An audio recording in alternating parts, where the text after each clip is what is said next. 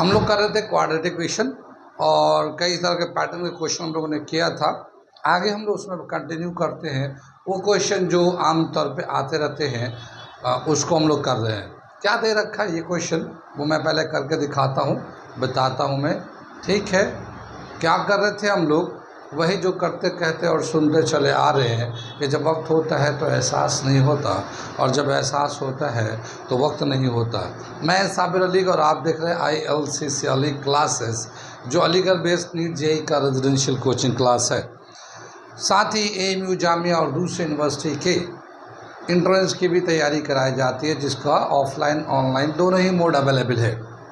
ठीक, वो स्टूडेंट जो यूनिवर्सिटी से अपडेट रहना चाहते हैं, सभी यूनिवर्सिटी से AMU Jamia BHU DU JNU NEET से अपडेट रहना चाहते हैं, वो हमारे चैनल को सब्सक्राइब कर लें, क्योंकि इस पे सारे यूनिवर्सिटी के अपडेट्स आते रहते हैं। सारे यूनिवर्सिटी के फॉर्म कब आएंगे, टेस्ट कब होगा, सिलेबस क्या है, कैसे तैयारी करनी है, कितने क्वेश्चन आते हैं, ये सब की जानकारी के लिए भी इस पे इंफॉर्मेशन आते रहते हैं। तो आप हमारे चैनल को सब्सक्राइब कर ले।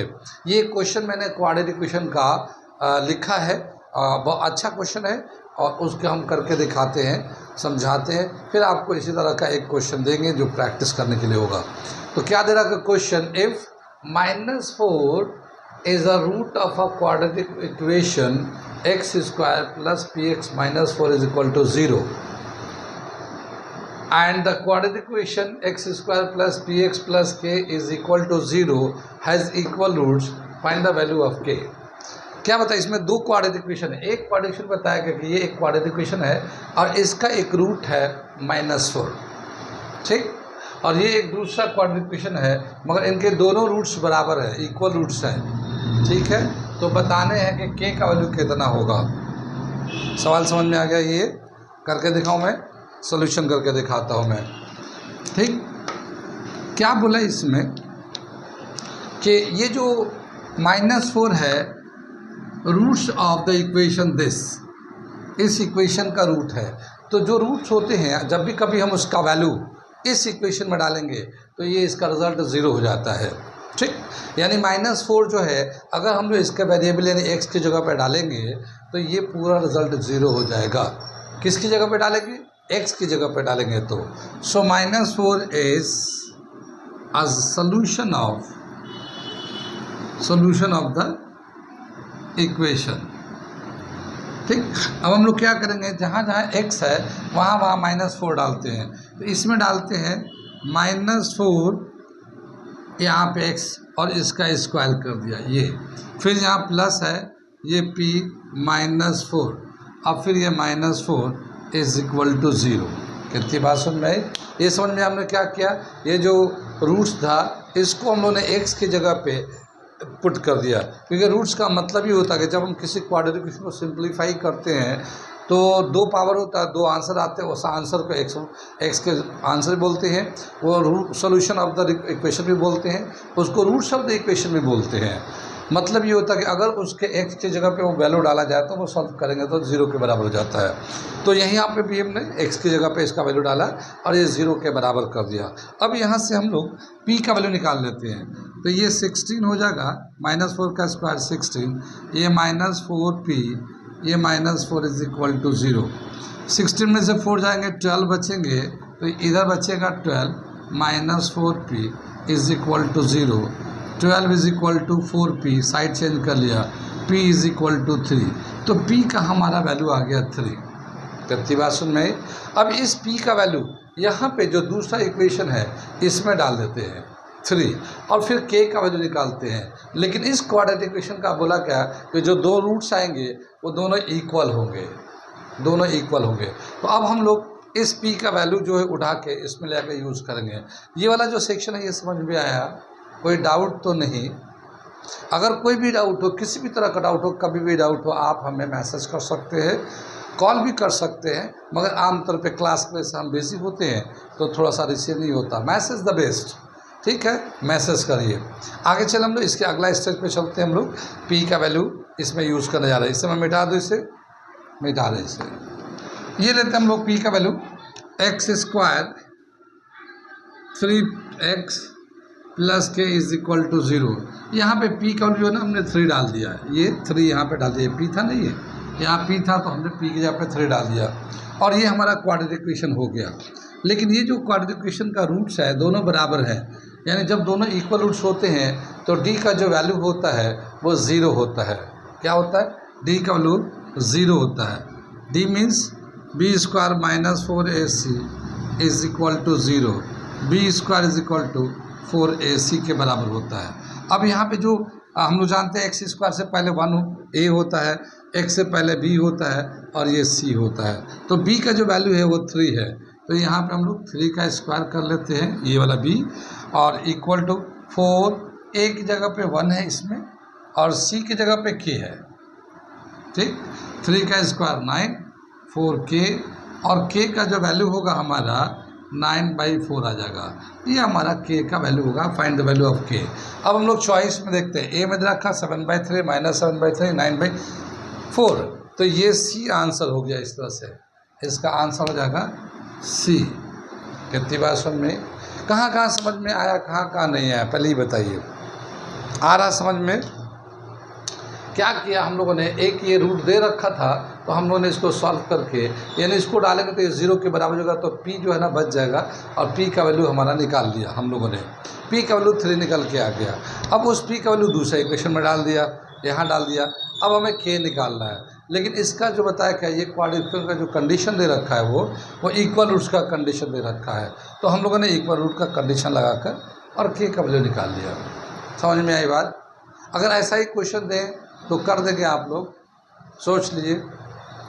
ठीक है, चलिए एक क्वेश्चन में इसी तरह का देता हूँ और आप इसे करके दिखाइए।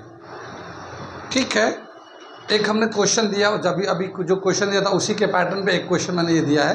क्या है, मैं पढ़ता हूँ। If -5 is a root of a quadratic equation 2x square plus px minus 15 is equal to 0। अगर -5 इस वाले क्वाड्रेटिक इक्वेशन का रूट है, फिर बताना है and the quadratic equation p bracket x square plus x plus k bracket p x square plus x bracket close plus k is equal to 0 है, has equal roots. यहाँ पे भी equal roots है। Find the value of k। k का कौन सा इसमें से आंसर होगा, ये बताना है। बिल्कुल सेम क्वेश्चन है जो अभी हमने अपने को समझाया है, आपको इसका करके निकालिए आप लोग। मैं आपको हिंट सपोर्ट के लिए कि इसमें कौन सा आंसर होगा, आप करोगे तो कैसे पता चला कौन सा आंसर है, तो उसके लिए मैं सपोर्ट में लगा देता हूँ कि इसका करेक्ट आंसर कौन सा है। इसका करेक्ट आंसर डी है। ठीक है ना, करेक्ट आंसर डी है। अब आप लोग करके निकालो इसको, ठीक है, आपके लिए। ठीक, अब मैं दूसरी तरह क्वेश्चन कराता हूँ। ये हम लोग अगला क्वेश्चन कर रहे हैं, ये देखिए क्या है। For what value of k 4 minus K x square plus 2k plus 4x plus 8k plus 1 is equal to 0 is a perfect square. k का कितना वैल्यू होना चाहिए कि ये परफेक्ट स्क्वायर होगा। चॉइस दे रखा है a 0 - 3 0 3 -1 3 -1 -3। सवाल समझ में आइए, क्या बताया कि k का कितना वैल्यू होना चाहिए कि ये एक क्वाड्रेटिक इक्वेशन ये परफेक्ट स्क्वायर हो जाए। परफेक्ट स्क्वायर जानते हैं किसको कहते हैं? परफेक्ट स्क्वायर उसको कहते हैं जिसका d का वैल्यू 0 होता है। ठीक है, d का वैल्यू 0 होता है, और वो सभी क्वाड्रेटिक इक्वेशन जिसका d का वैल्यू 0 होता है वो परफेक्ट स्क्वायर होते हैं। कितनी बात समझ में? परफेक्ट स्क्वायर जैसे हम लोग क्या बोलेंगे, जैसे हम लोग a square plus 2ab plus b square, इसको हम लोग क्या लिखते हैं, a प्लस b का होल स्क्वायर, ऐसे ही तो लिखते हैं। अगर मैं इसका d निकालूँ, इस वाले इक्वेशन का d, तो b स्क्वायर माइनस 4ac, और ये जो है b की जगह पे कितना लेंगे 2 का स्क्वायर कर दिया -4, a की जगह पे कितना है, यहाँ 1 है, और b की जगह पे भी, यानी यहाँ c है ना, तो ये b की जगह पे भी 1 है, तो ये आ जाएगा 4 - 4 0। क्या समझ में आया? ये 0 आया। यानी जितने भी परफेक्ट स्क्वायर होते हैं उसमें d का वैल्यू 0 ही आता है, और वो जो दो रूट्स आते हैं वो इक्वल ही होते हैं, क्योंकि d का वैल्यू 0 होता है तो alpha is equal to beta is equal to minus b plus minus root d upon 2a, ये फॉर्मूला होता हमारा। लेकिन यहाँ पे डी का जब वैल्यू 0 डाल देंगे तो ये तो ख़त्म हो जाएगा और ये बचता माइनस बी अपॉन 2a। ये हमारा परफेक्ट स्क्वायर का जो रूट्स होते हैं माइनस बी अपॉन 2a, ये अल्फ़ा के लिए भी यही आता है, बीटा के लिए भी यही आता है। तो हमेशा जो है दोनों रूट्स सेम आते हैं। ठीक है, कितनी बात सुने, यानी जब भी कभी हम लोग कहें परफेक्ट स्क्वायर, इसका मतलब डी का वैल्यू 0 है और डी का वैल्यू 0 मतलब अल्फ़ा बीटा दोनों का सेम वैल्यू होता है। ठीक, ऐसे यहाँ पे लिखा है कि के का कितना वैल्यू होना चाहिए कि ये एक परफेक्ट स्क्वायर हो। परफेक्ट स्क्वायर होने का मतलब इसका पर डी का जो वैल्यू होगा वो 0 होगा और डी का वैल्यू जो 0 होगा उसके इक्वेशन बनाकर सिंप्लीफाई करके और ये के का वैल्यू निकालना है। कहाँ तक समझ में है? आ रहा समझ में सबको? किसी को कुछ पूछना तो नहीं? ठीक है, आगे बढ़ाएं हम लोग। अब इसको हम लोग सॉल्व करके दिखाते हैं ये परफेक्ट स्क्वायर के टर्म को समझकर। तो मैं इसे सॉल्व करता हूँ। ये तो मैंने बताने के लिए बताया था कि ये a प्लस बी का होल स्क्वायर होता है। ऐसे जितने भी नंबर होते हैं जो होल स्क्वायर में आते हैं ना, वो सभी का डी का वैल्यू 0 आएगा। एक और करके दिखाऊँ? जैसे हम लोग एक और करके अगर देखना चाहते हैं तो करके देख सकते हैं। यहाँ पे जैसे दे रखा है ये,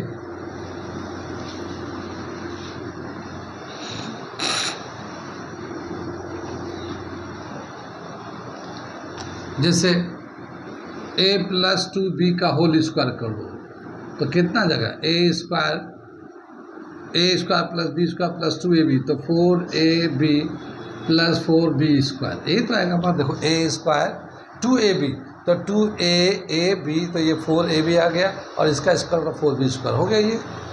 तो ये हम लोगों ने स्क्वायर का ये एक्सपेंड कर दिया। ठीक, अब हम इसका डी निकाल देते हैं।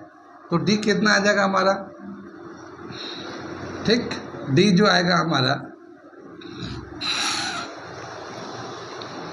इसको मत करो,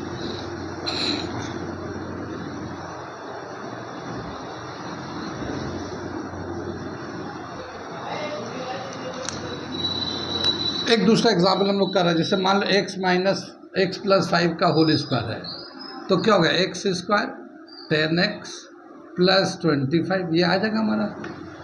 एक्सपेंड करेंगे तो a प्लस बी का होल स्क्वायर है, तो ये इस तरह से आ जाएगा। ठीक, अगर हम इसका d निकालते हैं तो d b square minus 4ac, b की जगह पे कितना 10 का स्क्वायर कर लो, माइनस 4, a की जगह पे कितना 1 और c की जगह पे कितना 25। ये 10 का स्क्वायर 100 हो जाएगा, ये भी 100 हो जाएगा, ये 0 आ गया, है ना। तो ये जो है इस तरह के नंबर को परफेक्ट स्क्वायर बोलते हैं हम लोग। ठीक है, माइनस में होगा तो माइनस वाला भी 0 आ जाता है। परफेक्ट स्क्वायर माइनस में भी हो सकता है। एक माइनस में करके दिखा देता हूँ मैं, ये समझ में आ गया ना।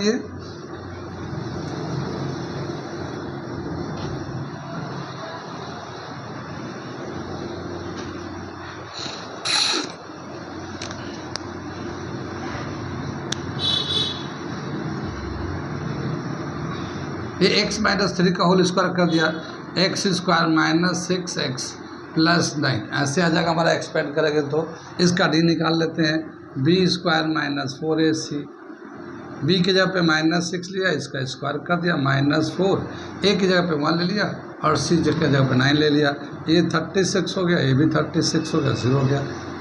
चाहे वो माइनस का हो या प्लस का हो, इस तरह से अगर स्क्वायर आ जाता है तो इसमें डी हमेशा ही 0 आता है। अब हम लोग उसी को लेके करने जा रहे हैं। समझ में आगे बात आ गई? मैंने थोड़ा सा अलग से समझा दिया कई सारी बातें। अब हम लोग इसमें के का वैल्यू निकालने जाते हैं। इसे मिटा दें, हम लोग सोल्यूशन करने जा रहे हैं हम लोग। ठीक, फॉर परफेक्ट स्क्वायर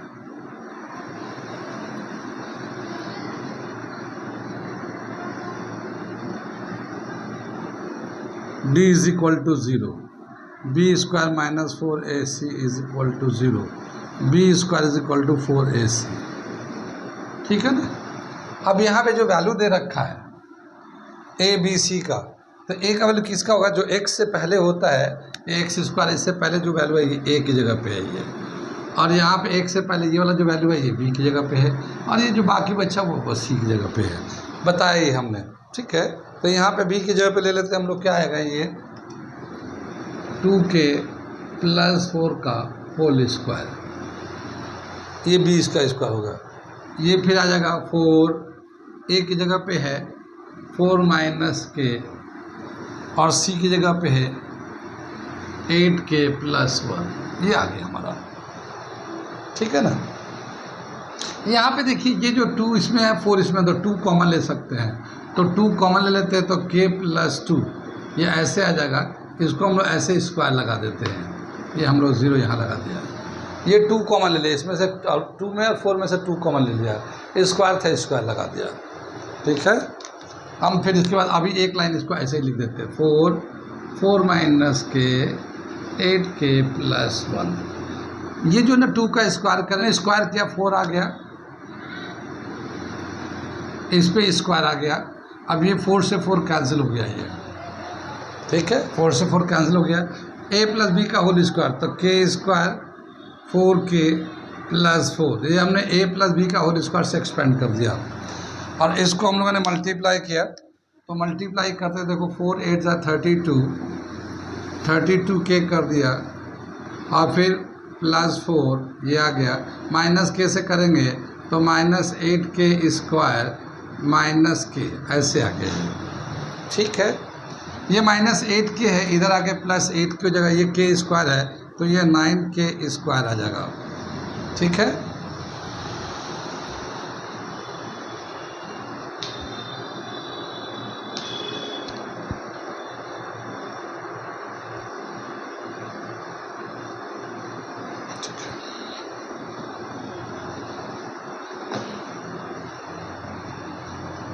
ये इधर आके 9k स्क्वायर हो गया।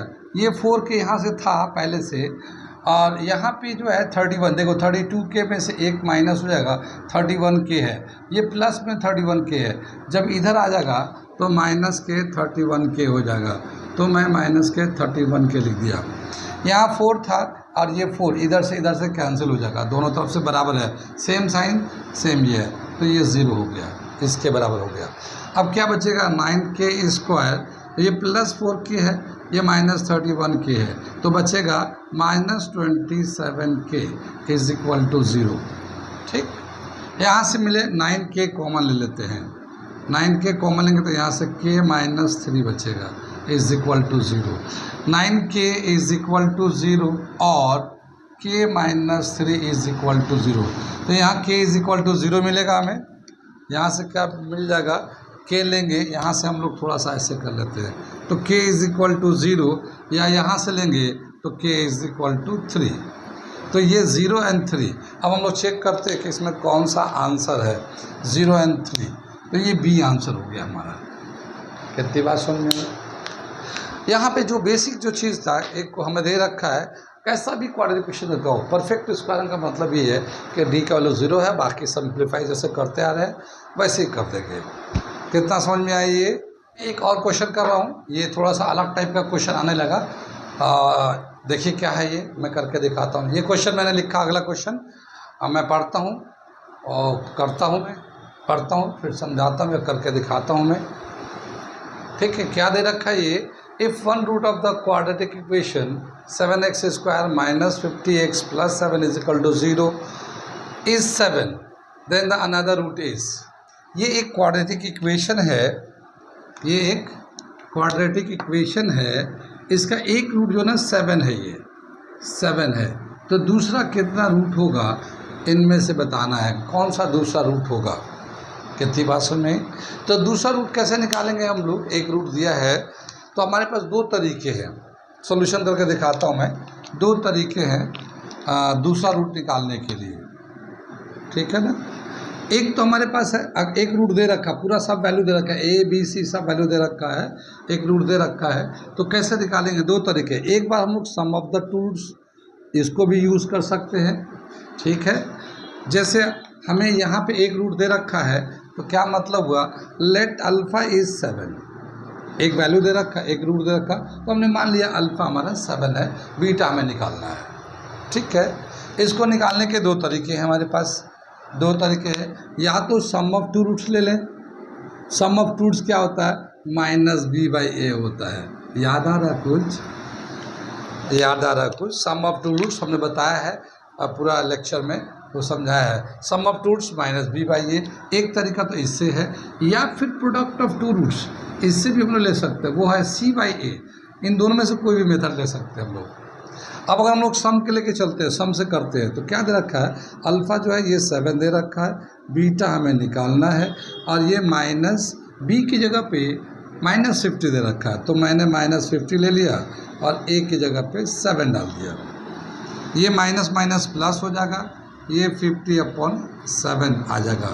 ये 7 को हम लोग उधर ले जाएंगे, माइनस कर देंगे, तो बीटा क्या आ जाएगा हमारा, हम यहाँ से दिखा रहे हैं, बीटा इज इक्वल टू 50/7 -7।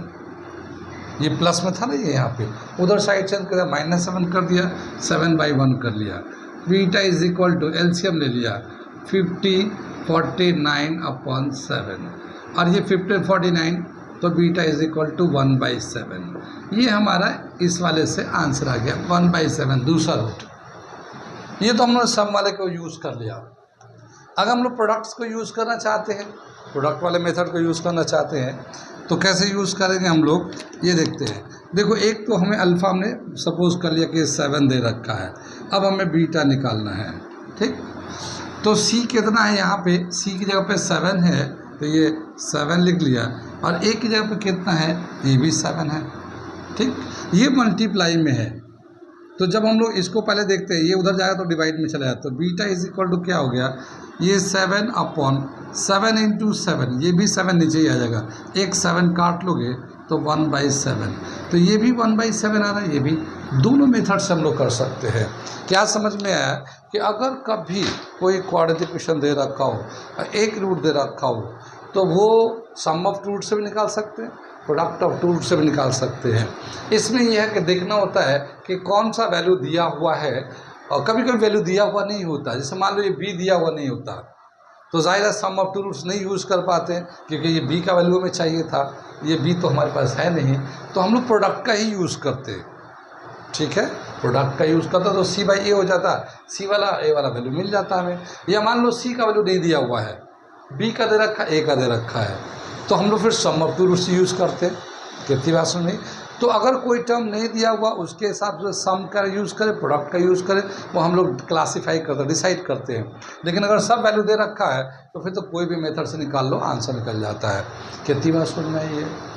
ये वो क्वेश्चन है जो अक्सर एमयू में या जामिया में इस तरह के टेस्ट में आते रहते हैं, तो हम लोग वो सब करा रहे हैं जो अच्छे सवाल हैं। तो जो लोग देख रहे हैं हमारा वीडियो को, वो अच्छे से देखें, समझे, और इसको इसी तरह का सवाल को प्रैक्टिस करने का, या इस तरह के सवाल का दिमाग में रखें कैसे करना है इस तरह के सवाल को।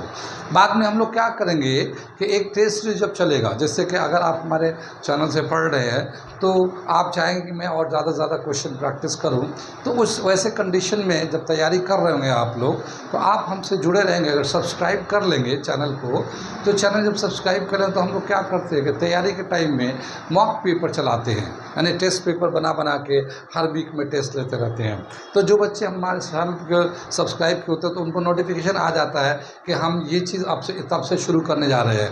तो उसमें आप अगर जुड़ जाते हैं, तो आप हमारे चैनल से पढ़ाई कर लिए, और साथ ही आपको हर हफ्ते में या हर तीसरे दिन मॉक पेपर बनता रहेगा, आपको आता रहेगा, आप टेस्ट देते रहिए, और अपनी प्रिपरेशन का लेवल चेक करते हैं कि मेरे कितनी तैयारी है, ठीक है। उसमें हर तरह के सवाल आते रहेंगे, इस तरह के भी सवाल प्रैक्टिस कराते रहते हैं। तो जो आए हुए वो भी, जो नहीं आए वो सब सारी चीज़ें हम लोग कराते रहते हैं। तो आपको चैनल को सब्सक्राइब कर लेंगे तो आपको फ़ायदे में रहेंगे, ठीक है। हम लोग प्रिपरेशन ऑनलाइन ऑफलाइन दोनों कराते हैं, ठीक है।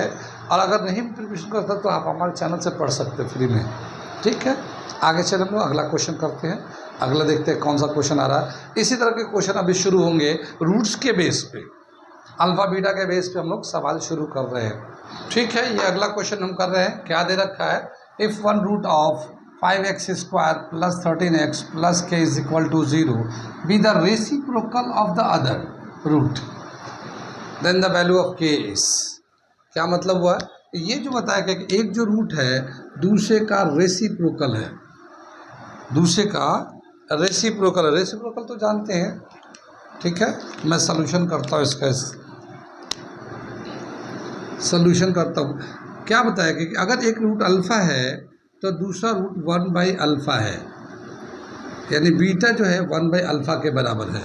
अगर एक रूट अल्फ़ा है और एक रूट बीटा है तो बीटा जो है 1/अल्फ़ा के बराबर है ये, यानी इसका रेसिप्रोकल है। दो रूट होते हैं, एक अल्फ़ा होता है एक बीटा होता है, लेकिन जो बीटा है वो 1/अल्फ़ा के बराबर होगा, ये इसका मतलब ये हुआ। ठीक, अगर हम लोग यहाँ पे देखते हैं जो वैल्यू दे रखा है वो के सी का नहीं दे रखा है, और सी यानी के दे रखा है और के का वैल्यू निकालना है। अगर हम इन दोनों का प्रोडक्ट ऑफ टू रूट्स लगाए, क्योंकि यहाँ पे रूट्स निकालने हैं तो sum of roots product of two roots कोई भी लगा सकते हैं, लेकिन यहाँ पे के निकालना तो हम लोग प्रोडक्ट लगाते हैं, क्योंकि प्रोडक्ट ऑफ टू रूट जो ना C/A होता है, product of two roots C/A होता है। तो क्या लगाएंगे, alpha into beta is equal to C/A। ये समझ में आ गया। ये अल्फ़ा की जगह पे हम तो अल्फ़ा ही रहने देते हैं और बीटा की जगह पे 1/अल्फ़ा लिख लेते हैं, 1/अल्फ़ा लिख लेते हैं, क्योंकि ये जो है ना इसका रेसिप्रोकल है। और सी की जगह पे के है यहाँ पे और ए की जगह पे 5 है।